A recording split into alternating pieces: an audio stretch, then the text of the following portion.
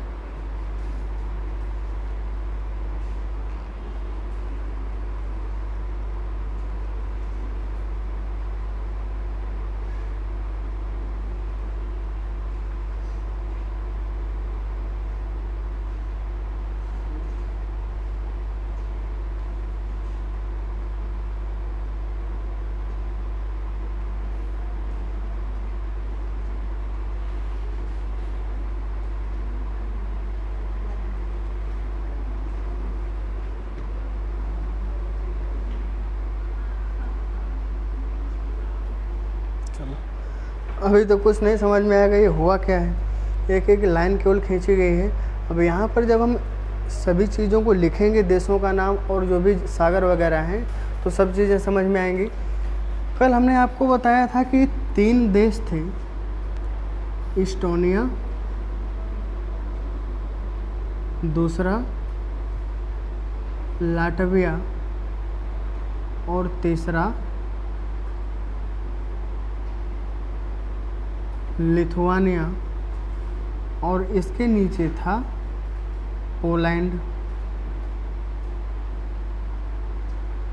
Estonia, Latvia, Lithuania और Poland.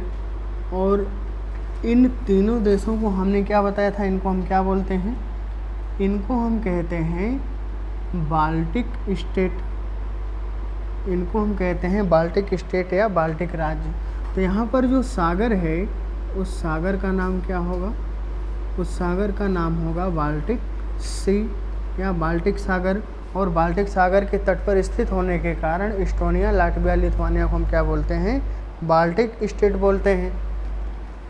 यहाँ पर पोलैंड की सीमा जर्मनी से लगती है, तो इस साइड तक पोलैंड हो जाएगा पूरा, और यहाँ से शुरू होगा आपका जर्मनी। और जर्मनी में यहाँ पर एक नहर बनाई गई है। ये सवाल कई बार पूछा गया है कि इस नहर का नाम क्या है। तो यहाँ पर एक नहर है और इस नहर का नाम है कील नहर।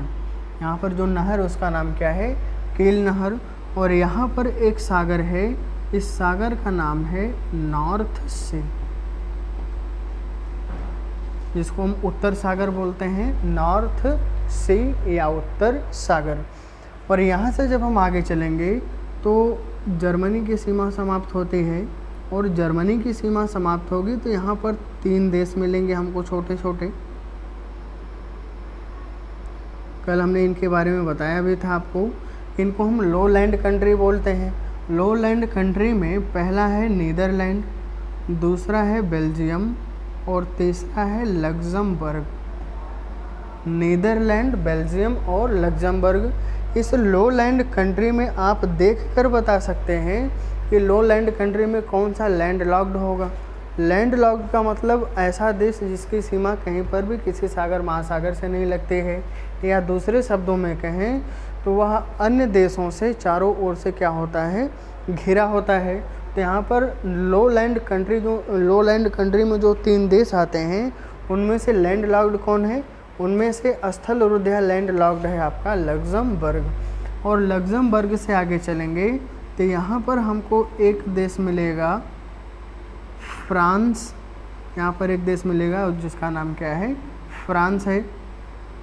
और नीचे एक देश मिलेगा जिसका नाम है स्पेन, और स्पेन में ही पश्चिम के किनारे पर एक छोटा सा देश मिलता है जिसका नाम है पुर्तगाल। और यहाँ पर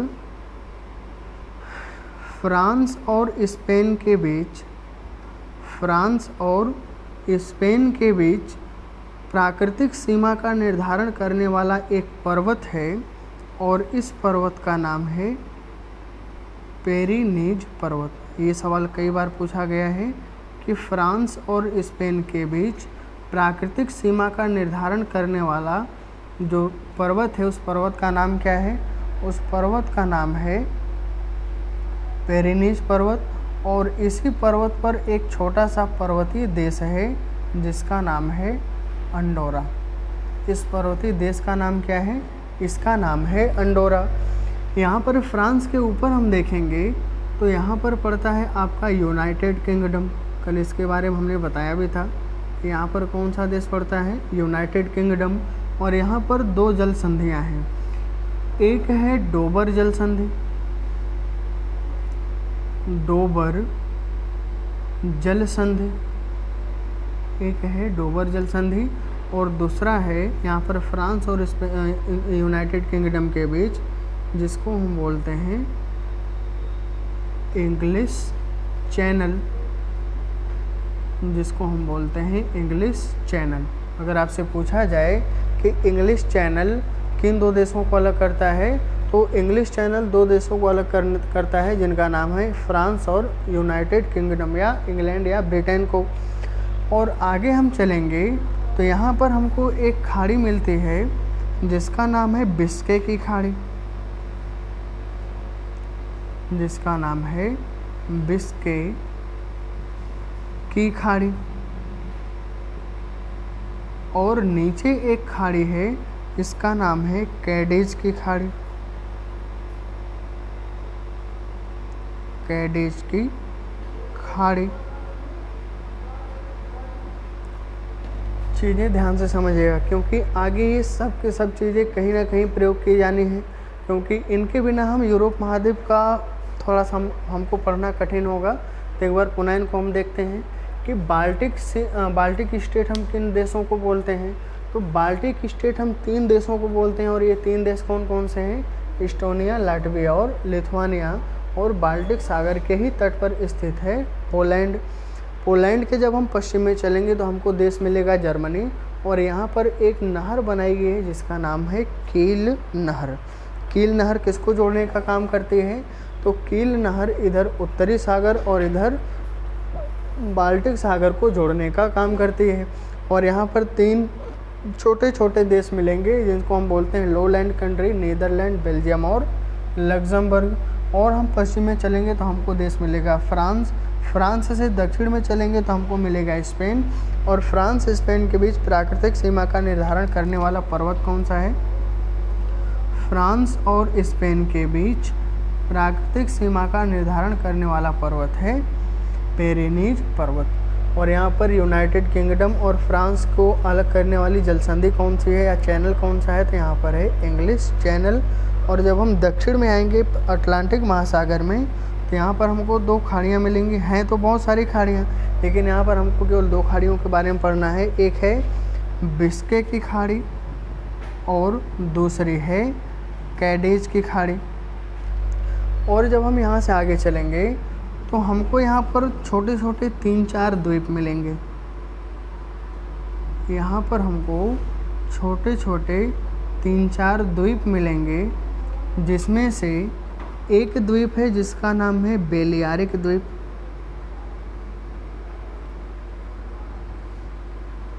एक द्वीप है जिसका नाम है बेलियारिक द्वीप। और ये जो बेलियारिक द्वीप है इस पर अधिकार किस देश का है? इस पर अधिकार है स्पेन का। ऊपर एक द्वीप मिलेगा जिसका नाम है कार्सिका। ऊपर एक द्वीप है जिसका नाम है कार्सिका। और इस कार्सिका पर किस देश का अधिकार है? इस पर अधिकार है फ्रांस का। और यही जो कार्सिका द्वीप है ये नेपोलियन बोनापार्ट की जन्म स्थली है। मतलब यहीं पर नेपोलियन बोनापार्ट पैदा हुआ था। और इसके जब हम नीचे आएंगे तो हमको एक द्वीप मिलेगा जिसका नाम है सार्डिनिया। यहाँ पर नीचे हम आएंगे दक्षिण में तो एक द्वीप और हमको मिलेगा जिसका नाम है सार्डिनिया।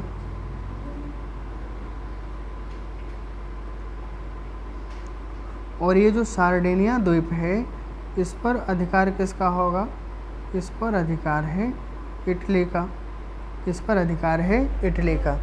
यहाँ से आगे चलेंगे तो एक बड़ा सा द्वीप यहाँ पर हमको मिलता है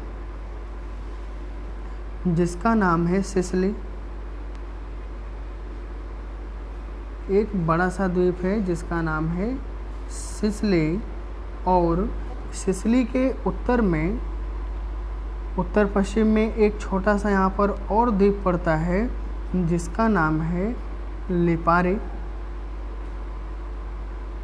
जिसका नाम है लिपारी द्वीप। और इन दोनों द्वीपों पर अधिकार है इटली का। और यहाँ पर जो देश है वह है इटली। यहाँ पर जो देश है उसका नाम है इटली।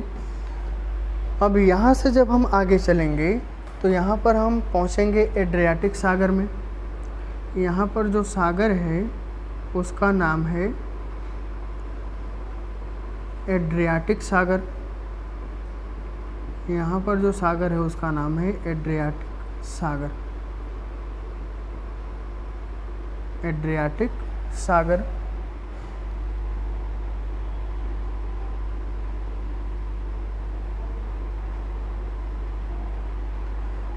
और ये बाल्कन प्रायद्वीप है आपका।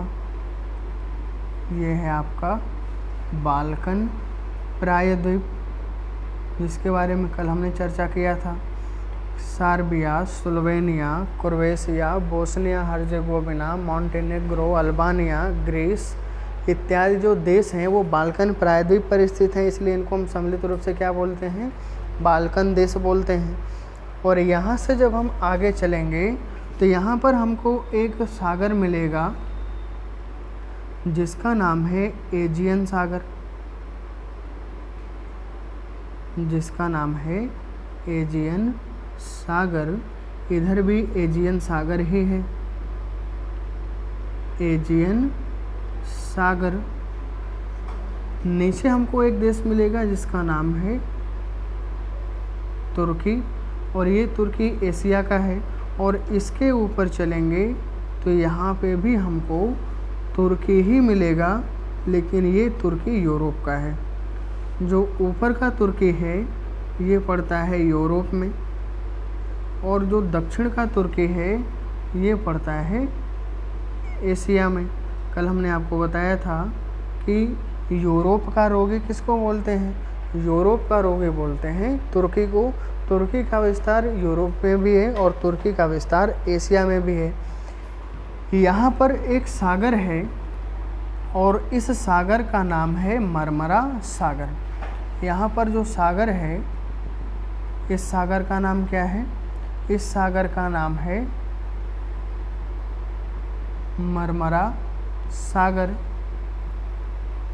यहाँ पर एक सागर है, इसका नाम है काला सागर, ब्लैक सी, काला सागर। और यहाँ पर एक सागर है छोटा सा, जिसको हम बोलते हैं एजोव सागर। इसको हम कहते हैं एजोव सागर, एजोव सागर। एक बार पुनः इसको समझिए, क्योंकि यहाँ से आगे हम जल संधियों के बारे में बताएंगे।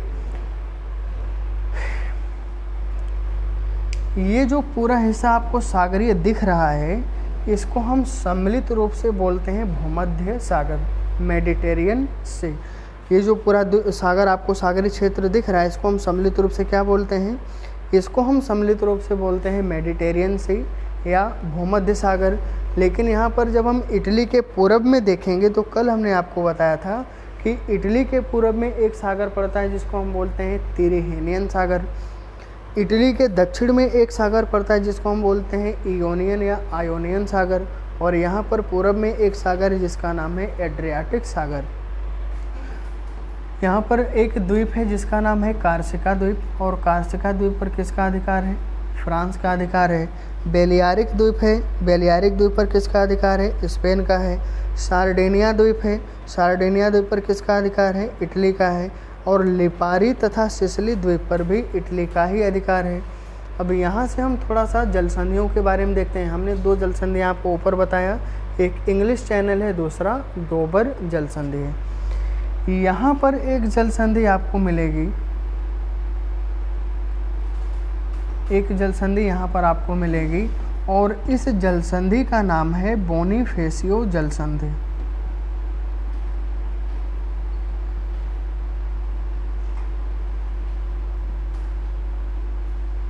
इसका नाम है बोनीफेसियो जल संधि,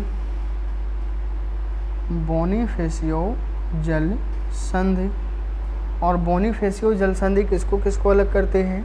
तो बोनीफेसियो जल संधि अलग करेगी फ्रांस के कार्सिका द्वीप को इटली के सार्डिनिया द्वीप को एक दूसरे से अलग करती है। और ये भूमध्य सागर में स्थित एक जल संधि है। दूसरी जल संधि हम देखते हैं, ये इटली और सिसिली के बीच में है, इटली और सिसिली के बीच में है। और इस जल संधि का नाम है मेसिना जल संधि। इस जल संधि का नाम है मेसिना जल संधि। और ये जो मेसिना जल संधि है, ये किसको किसको अलग करते हैं?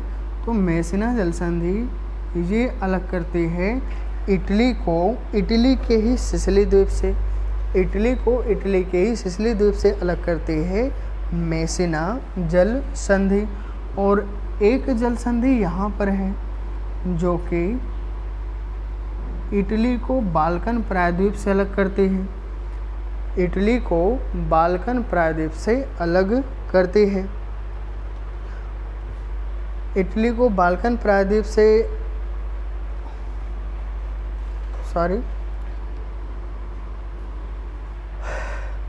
एजियन सागर और मरमरा सागर को जोड़ने वाली एक जल संधि है। एजियन सागर को मरमरा सागर से जोड़ने वाली एक जल संधि है जिसका नाम है डार्डेनल्स जल संधि,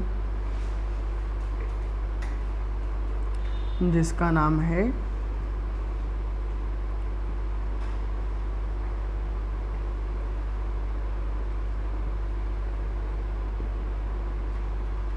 डार्डेनल्स जल संधि। अगर आपसे पूछा जाए कि जो डॉर्डेनल्स जल संधि है वह किसको किसको जोड़ती है, तो हम कहेंगे डॉर्डेनल्स जो जल संधि है वह दो सागरों को जोड़ती है। एक है आपकी एजियन सागर और दूसरा है आपका मरमरा सागर। एक है एजियन सागर और दूसरा है मरमरा सागर। और यहाँ से जब हम आगे चलेंगे तो एक जल संधि और मिलती है जो मरमरा सागर और इसका नाम डॉर्डेनल्स जल संधि, और दूसरी जो जल संधि है यहाँ पर इसका नाम है वास्पोरस जल संधि। इसका नाम है वास्पोरस जल संधि। अगर आपसे पूछा जाए कि वास्पोरस जल संधि किसको किसको अलग करती है, तो वास्पोरस जल संधि किसको जोड़ती है, तो यहाँ पर हम कहेंगे मरमरा सागर को काला सागर से जोड़ने का जो काम करते हैं वो है वास्पोरस जल संधि। और तीसरी जो जल संधि यहाँ पर है ये है केरिच जल संधि या कर्च स्टेट, इसका बहुत ही चर्चित नाम है केरिच जल संधि। केरिच जल संधि या इसी को हम कहते हैं कर्च जल संधि। कर्च जल संधि और कर्च जल संधि दो सागरों को जोड़ने का काम करती है। एक है काला सागर और दूसरा है एजियन सागर। एक है काला सागर और दूसरा है एजियन सागर। और यहाँ पर एक पर्वत है जिसके बारे में कल हमने आपको बताया था, काकेशस पर्वत। एक पर्वत है यहाँ पर, उसका नाम है काकेशस पर्वत। काकेशस पर्वत के बारे में हमने आपको बताया था कि यह यूरोप और एशिया के बीच प्राकृतिक सीमा का निर्धारण करता है। काकेशस पर्वत एशिया और यूरोप के बीच प्राकृतिक सीमा का निर्धारण करता है। और इस पर्वत पर 3 देश हैं। इस पर्वत पर 3 देश हैं। एक है जॉर्जिया, दूसरा है आर्मेनिया, जॉर्जिया आर्मेनिया, और तीसरा है अज़रबैजान। अज़रबैजान। और इन तीनों देशों को हम सम्मिलित रूप से क्या बोलते हैं? इन तीनों देशों को हम सम्मिलित रूप से बोलते हैं काकेशस देश।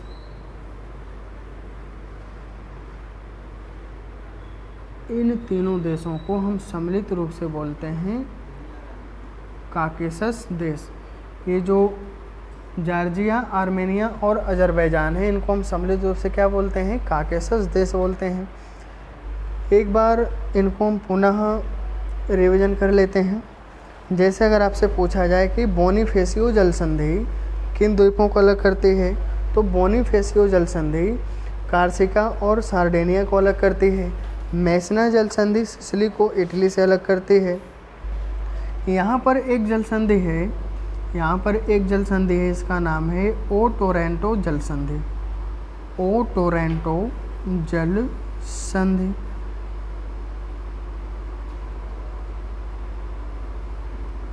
जो ओ टोरंटो जल संधि है यह इटली को बाल्कन द्वीप से अलग करती है या बाल्कन प्रायद्वीप से अलग करती है। ओ टोरंटो जल संधि इटली को बाल्कन प्रायद्वीप से अलग करती है और यह एड्रियाटिक सागर को एजियन सागर या इयोनियन सागर से भी जोड़ने का काम करती है। अगर आपसे पूछा जाए कि जो डॉर्डेनल्स जल संधि है, डॉर्डेनल्स जल संधि किसको किसको जोड़ती है, तो एजियन सागर को मरमरा सागर से जोड़ती है। बास्पोरस जल संधि जो है मरमरा सागर को काला सागर से जोड़ती है। और जो कर्ज जल संधि या केरिच जल संधि है यह काला सागर को एजोब सागर से जोड़ती है। और यहाँ पर एक पर्वत स्थित है जिसका नाम है काकेशस पर्वत। जो पर्वत है उसका नाम क्या है? काकेशस पर्वत। और काकेशस पर्वत पर 3 देश स्थित हैं। एक है जॉर्जिया, दूसरा है आर्मेनिया और तीसरा है अज़रबैजान। और इन तीनों देशों को हम सम्मिलित रूप से क्या बोलते हैं? काकेशस देश बोलते हैं। ये तो कहानी हो गई एक यूरोप महाद्वीप के वाटर बॉडीज़ की, मतलब कौन कौन से सागर हैं, कौन कौन से जल संधियाँ हैं, किन द्वीपों को अलग करते हैं, किन सागरों को जोड़ते हैं इत्यादि, एक वाटर बॉडीज़ हमारी कंप्लीट हो गई। आप इस चीज़ को रफ पर नोट पर बनाकर और अपने एटलस में ज़रूर उसको देखिएगा। एक एक चीज़ें आपको मिलेंगी, बल्कि आपके एटलस से ज़्यादा चीज़ें ही इसमें मिलेंगी और सब चीज़ें आराम से समझ में आएंगी। और यहाँ से जब हम आगे चलेंगे तो अगली टॉपिक हमारी हो गई यूरोप महाद्वीप के पर्वत और पठार, क्योंकि मरुस्थल है नहीं, यूरोप महाद्वीप में मरुस्थल है नहीं, तो यहाँ पर हमको मरुस्थल पढ़ना नहीं है। और यहाँ पर अगली टॉपिक हमारी हो गई यूरोप महाद्वीप के पर्वत और पठार। तो हम लोग आगे चलते हैं, यूरोप महाद्वीप के पर्वत और पठार को देखते हैं।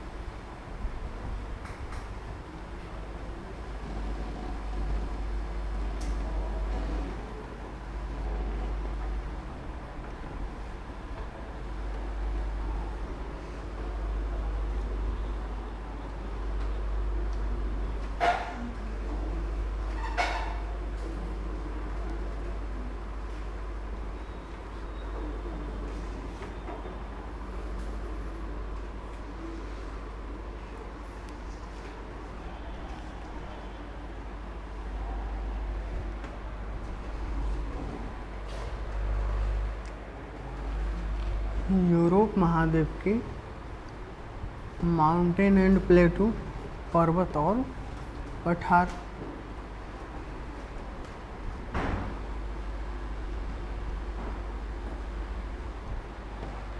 पर्वत और पठार को जब हमको यहाँ पर पढ़ना है तो यहाँ पर भी हमको एक मैप बनाना पड़ेगा, जिस तरीके से हमने अभी बनाया है।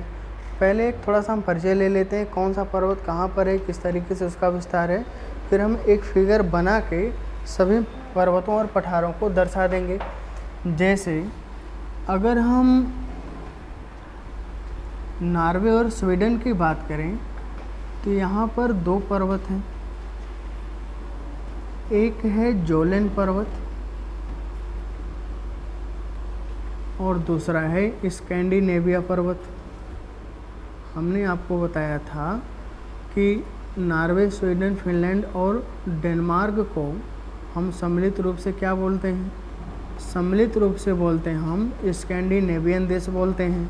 और जब इसमें हम फिनलैंड को शामिल कर देते थे तो उसका नाम क्या हो जाता था? फिनो स्कैंडिनेवियन देश। तो ये जो पर्वत है ये है नॉर्वे में, और ये जो पर्वत है नॉर्वे, स्वीडन दोनों में है, नॉर्वे और स्वीडन दोनों में है। और यहाँ पर दो लौह अयस्क की खाने हैं, एक है किरोना और दूसरी है गैलीबरे। किरोना और गैलीबरे जो खान हैं यहाँ से क्या निकलता है? यहाँ से प्राप्त होता है लौह अयस्क। यहाँ से क्या प्राप्त होता है? लौह अयस्क प्राप्त होता है। आगे हम ब्रिटेन में चलेंगे तो यहाँ पर हमको तीन पर्वत देखने को मिलेंगे, ग्रेट ब्रिटेन या यूनाइटेड किंगडम। यहाँ पर हमको एक पर्वत मिलेगा जिसका नाम है पेनाइन पर्वत, ग्रैम्पियन पर्वत, ग्रैम्पियन पर्वत, और तीसरा पर्वत यहाँ पर है कैम्ब्रियन पर्वत। कैम्ब्रियन पर्वत, ये जो तीनों पर्वत हैं ये किस देश में पड़ेंगे? यूनाइटेड किंगडम या ब्रिटेन में पड़ेंगे। यहाँ से जब हम आगे चलेंगे, इटली की अगर हम बात करें तो इटली में एक पर्वत है, हमने आपको कल बताया था कि इटली को हम बोलते हैं एपेनाइन प्रायद्वीप। और यहाँ पर एक पर्वत है, इसका नाम क्या है? एपेनाइन पर्वत। यहाँ पर जो पर्वत है उसका नाम क्या है? एपेनाइन पर्वत। एपेनाइन पर्वत पड़ेगा इटली में। उसके बाद अगर हम पेरिनीज पर्वत की बात करें, अभी हमने आपको बताया पेरिनीज पर्वत, पेरेनीज पर्वत का विस्तार कहाँ पर है? तो दो देशों की सीमा पर पड़ता है, फ्रांस और स्पेन की सीमा पर। फ्रांस और स्पेन की सीमा पर पर्वत कौन सा है? पेरेनीज पर्वत। और इसी पर एक देश स्थित है, हमने अभी बताया आपको, अंडोरा देश। स्पेन और पुर्तगाल, स्पेन और पुर्तगाल में कई सारे देश स्थित हैं, कई सारे पर्वत और पठार स्थित हैं छोटे छोटे। स्पेन और पुर्तगाल, तो यहाँ पर Sierra Morena, Sierra Newada,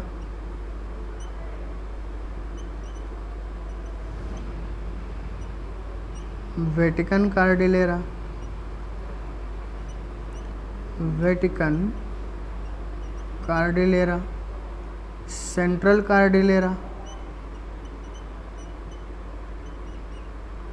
central Cordillera.